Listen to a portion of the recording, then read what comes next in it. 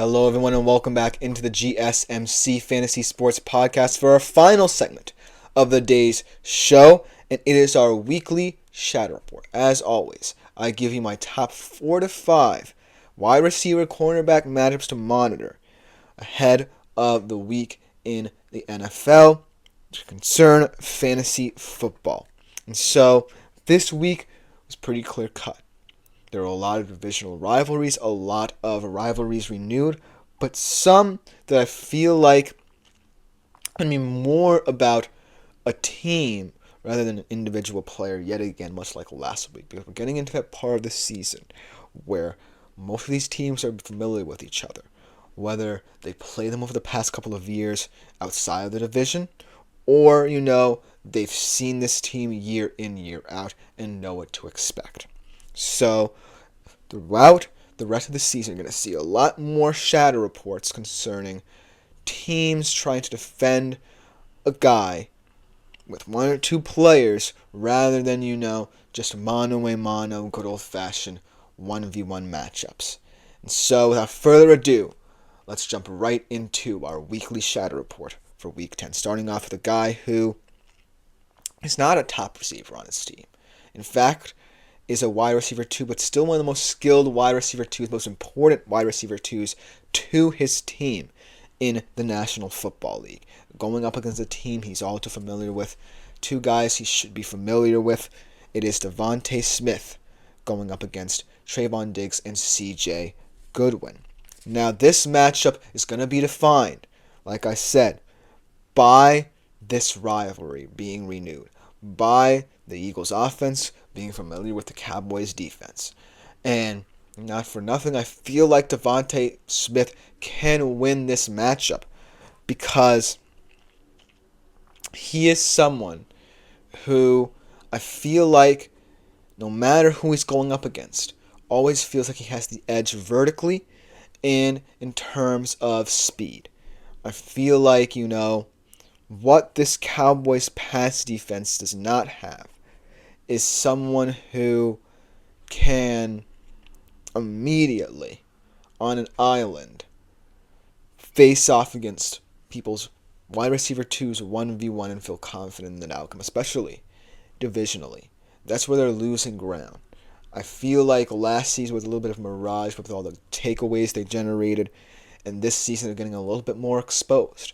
And so look for Devontae Smith and not potentially A.J. Brown to be the X factor here.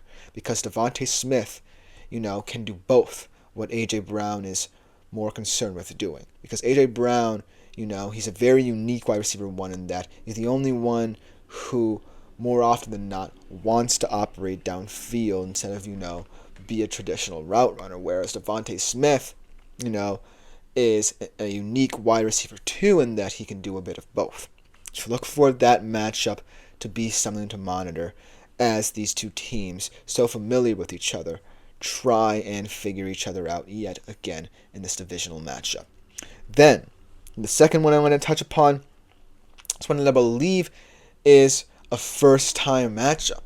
And this is one that is less important because it's an intra-conference game, but it's still, like I said, one of the better intra-conference games this week and this season potentially, because these are two up-and-coming teams who feel that they've arrived. And this matchup will prove which one has really made it further, because these are two young guys who these teams can have to rely upon in certain moments, especially in the future, especially potentially in a Super Bowl matchup that they want to figure out where they are with it. And that is Tank Dell going up against Terrion Arnold.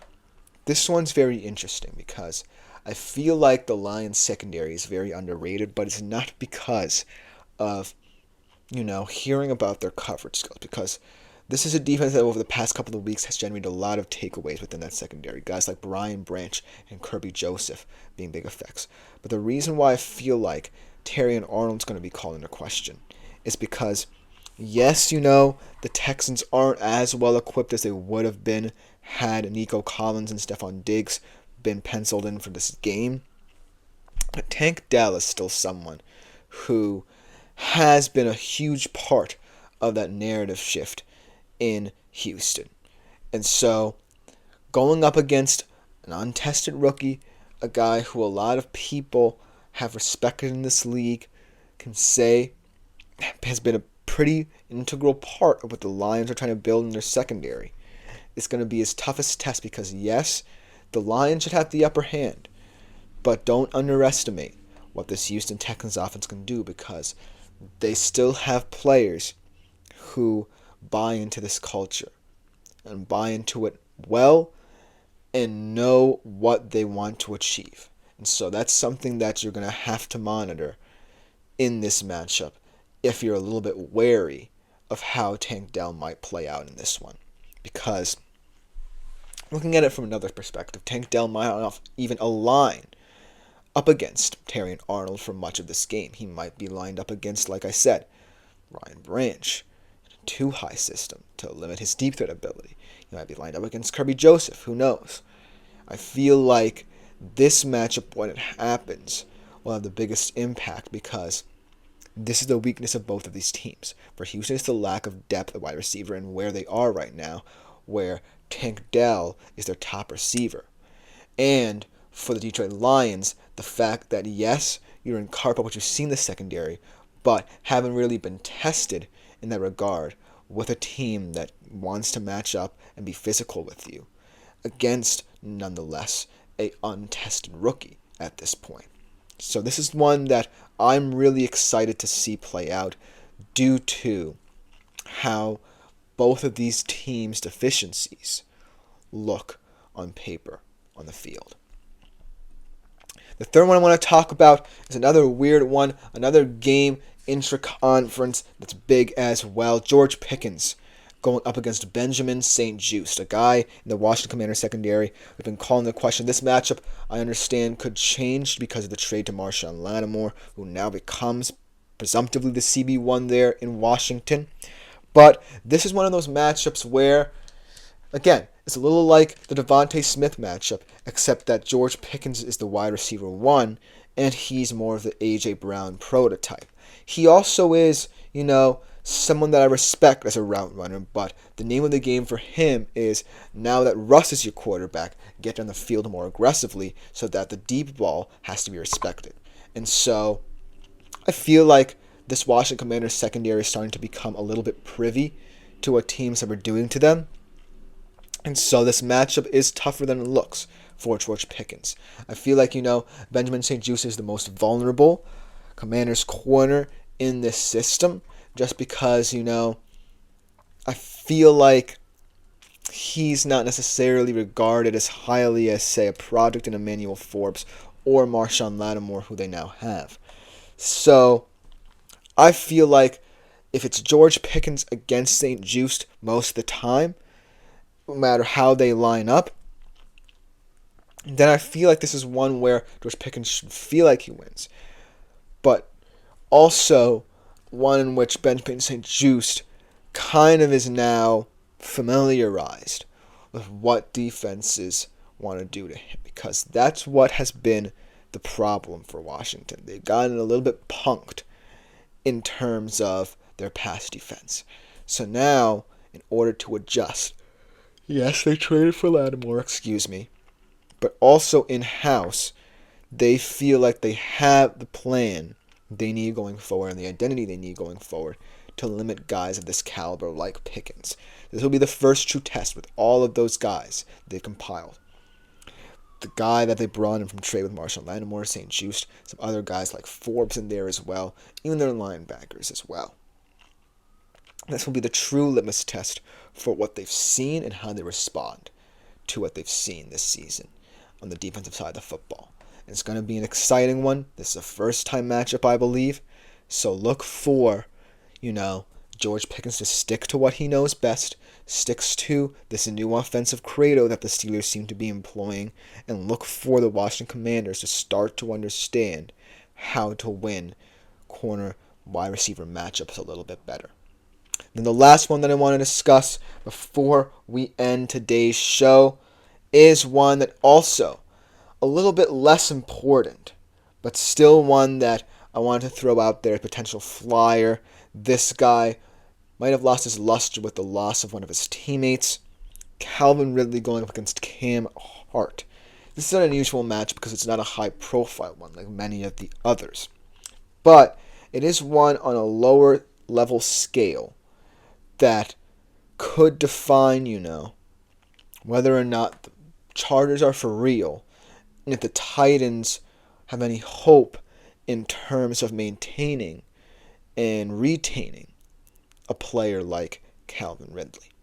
Because the futures for these teams are headed in drastically different directions. The Titans, seemingly no answer to their QB situation, whereas the Chargers seem to be really buying into this new philosophy. Physicality on defense, physicality on offense. And it's playing out to great effect because the Chargers' defense was always solid, even when Brandon Staley was there. It's just that, in this regime change, maybe some players might have, lost a little bit of confidence in themselves. But they're really playing one of the most confident units in the league. But this is the matchup, right, where you kind of feel like the Titans can see if they can build upon the positives of their team. Whereas Cam Hart, this is his rookie year, I believe, might be one of the weaker links in this Chargers secondary. And so Calvin Ridley, yes, not performed as well as people might have hoped, but still someone who can affect this team and really reinvigorate it. And not for nothing, Mason Rudolph has shown signs of, being competent enough to lead this offense.